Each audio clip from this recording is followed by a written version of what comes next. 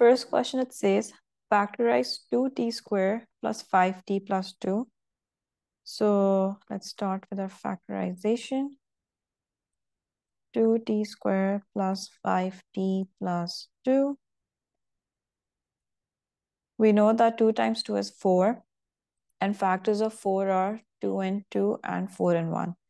Since 4 plus 1 is 5, so what we can do is we can replace 5t with 4t plus t, and that's going to be 2 brackets t plus 2 plus 1 brackets t plus 2, which is going to be t plus 2 brackets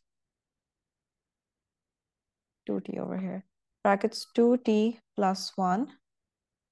So that is a factorized form of this quadratic equation. In the next part, it says t is a positive whole number. The expression 2t squared plus 5t plus 2 can never have a value that is a prime number. Explain why. So the reason why it cannot have a value that is a prime number, because firstly, we have two terms, like two brackets being multiplied. We know that the definition of a prime number is that the number is divisible by 1 or itself. Since t plus 2 and 2t plus 1 don't equal to 1, so we cannot say that this is a prime number. So this would be your explanation, basically. Like